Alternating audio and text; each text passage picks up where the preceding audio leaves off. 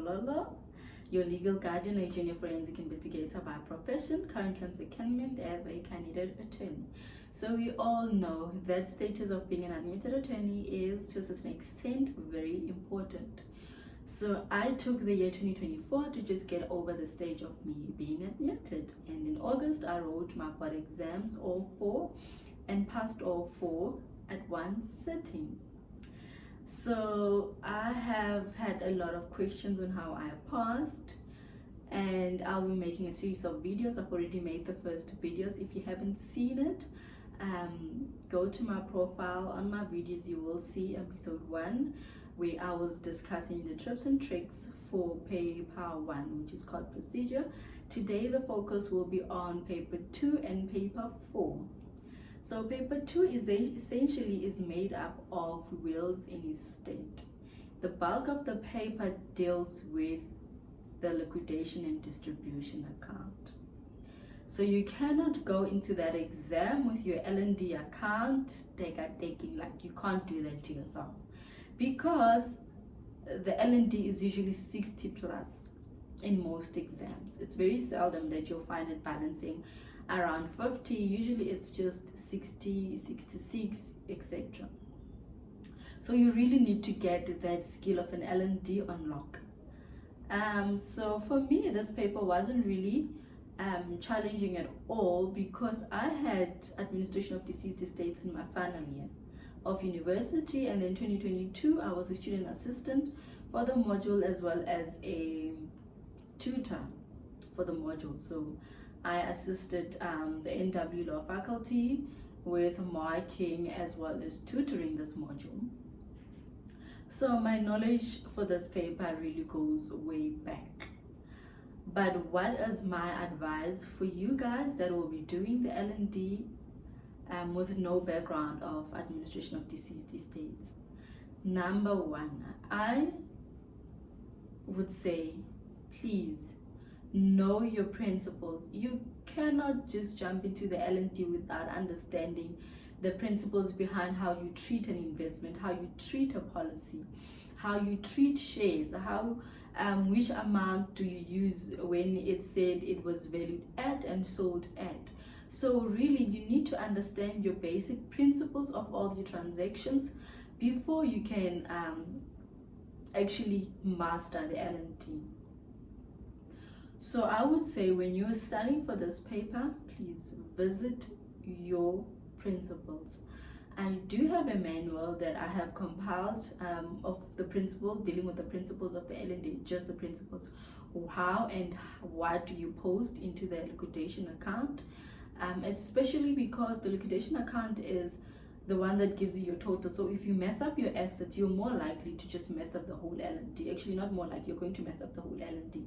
So you need to master what you post in your liquidation account in order for you to actually take through your L&D correctly. So my advice to you, know your principles. Just stay tuned. I will share as time goes on videos on how to do your liquidation and distribution. I will explain. I will undertake to do past papers, I think 2 to 4 depending on time. Then I will just unpack that for you guys, because personally for me, for the board exam, I was already good with the paper, so it wasn't really a struggle. It was more of me just revising, especially the estate duty account, which is what I struggled with. But other than that, the other concept, I was already good. And then point number 2 for paper 2. So one thing about paper 2, once you understand your liquidation and distribution account, then the next thing that you need to know is your intestate succession, how the estate will dissolve because the deceased did not have a will. So once you understand your intestate and you understand your liquidation and distribution account, believe me, you don't even have to visit the other theory for this paper, because your 50 is guaranteed. So intestate in past exam has spanned from 8 marks to 13 marks that I've seen. So you are working roughly around 8 to 13, depending on how the examiner is feeling at that time, that you will get guaranteed if you go into that exam knowing your intestate. So when you study for this exam, start with your liquidation and distribution account, and then top up with your interstate succession. You won't even have to go through the rest of the theory, I promise you. That's my advice for your paper 2. That's what I did. I didn't even visit the rest of the theory. I was good with the L&D. I went into that exam with the L&D. I wrote the L&D, and then I did my interstate. I was done. I did not even read the other questions on the exam. So if you do that, you definitely gonna pass your paper 2. And then going to paper 4. So paper 4 is accounting. But I wouldn't really want to call it accounting. Let's just keep it at bookkeeping. Guys, this paper is easy. Whether you have or you don't have accounting background, with just the basic principles, you can master all the accounts because the principles are the same. Basically, once you understand the principles of your ledgers, what goes into the credit side, what goes into the debit side, you are good to go. So I suggest as well for this paper, understand your basic principles of what goes where and how do you treat the kinds of transactions.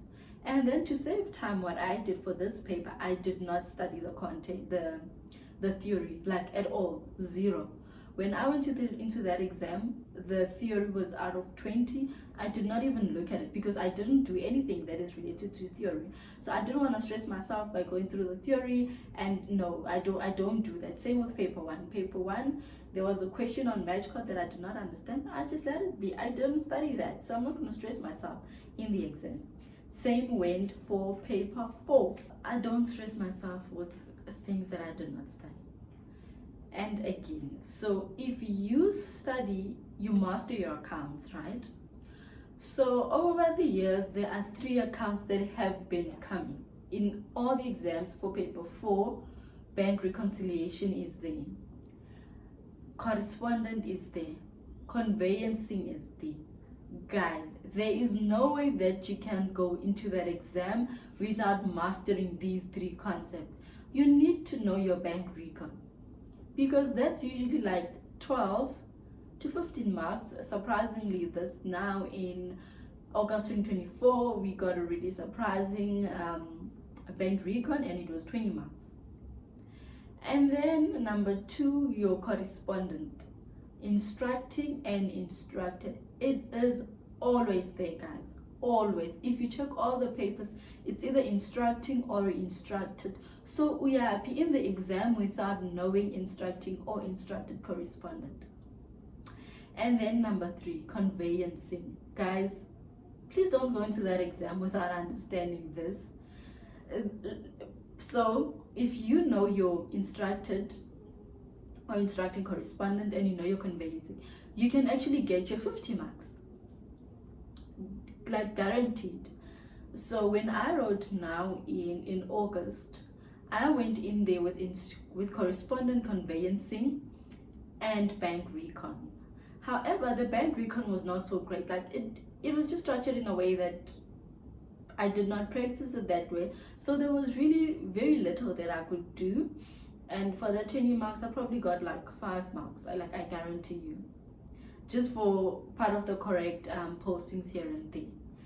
But I made sure that my instructed correspondent, which was the question in this case, and my conveyancing is unlocked. Like the only step I don't understand in those 2 is the step of paying yourself. Like I find that very confusing. I can do it to a certain extent, but I know that I lose about a mark or 2 forgetting to post it at another secondary account. So I really did not worry about that, because if I lose anything, it would just be like 1 or 2 marks max. And believe me, I didn't touch my theory because I didn't study it at all. I didn't bother myself. I know I didn't do so well in the bank recon because the way they asked it was just foreign to me, and voila, I passed the exam. So guys, paper 2 and paper 4. Paper 4, liquidation account, liquidation distribution account with your interstate, you are going to pass. Paper 4, bank recon, correspondent and conveyancing, you are going to pass. You won't even need to look at the theory. Like literally guys, this is the best way that you can pass these papers, because you know that these things are gonna be there. Like the only thing that would be different is the numbers, but honestly that is guaranteed to be there. Like you can predict these papers. So focus on what you need to know, what you guarantee that is going to be there. Forget a little bit about the theory, because really what you need is to pass. When you make your averments in your admission papers, we don't care whether you got 90 or whatever. What you need is your pass. So please make sure that you go into the exams with these 2 for paper 2 and the other 3 for paper 4. Then you are definitely well on your way to pass that exam. You know, you can maybe go through the theory, obviously, if you've got time. But if you don't have time, with that you're set to pass. It worked for me. Tried and tested. Go through the past papers, come back and tell me where is the line. These 2 papers are predictable. Learn them, practice. You honestly need about 5 to 6 previous papers to practice with, and then you'll realize that, wow man, it's really not that bad. It's just that, as we all know, calculations is something that you must repeat. Calculation is something that you must repeat over time in order for you to master it. And in order to master that, you do your past question papers, because that will show you how the examiners ask the questions. And now, well, that's it from me for paper 2 and 4, and all the best. And for those that are writing in March, please do this, then come back in March with your review. I guarantee you will pass. You will pass with just a calculation in these 2 papers. You are well on your way to a pass. And all the best for those that will be studying. If you found this helpful, please comment below, share the video with your friends, subscribe for more content. And if anything specific that you're struggling with, you're more than welcome to DM me and ask me to address it in a video, and I'll gladly do that for you. But yeah, with these tips you are definitely gonna pass. But also guys, I just want to highlight something: time management and dedicating yourself to studying. You cannot expect yourself to pass your exams without putting in the effort for studying and actually making time. So the bulk of the effort has to be on you, managing your time and actually making sure that you do study. And trust me, the earlier you start, the better. Like, forget about December, forget about you relaxing in January. Start studying now, especially for those that are writing all 4. Like, if you're writing all 4, by now you should have started studying and actually have developed a timetable. Like, you don't have to go hard into the studying at this stage, but at least 2-3 hours a day. Study, just learn something, read something, because the mind is also actually very active. If you read something just in passing and later actually go back there now to understand it, to study it, you'd actually realize that your mind is familiar with this concept, and it's much more easier to understand it. So manage your time, start studying early, apply these tricks, and put them in the forefront. Then you know you're definitely gonna pass your exams. And all the best, guys.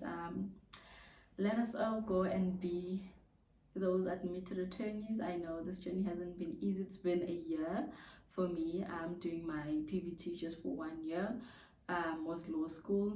It hasn't been the most exciting, but yay, I made it to the finish line. My contract is expiring next year in January. So just keep on keeping on, write those exam, pass, and the sky is the only limit. Thank you, and until next time, don't forget to like, subscribe, and share.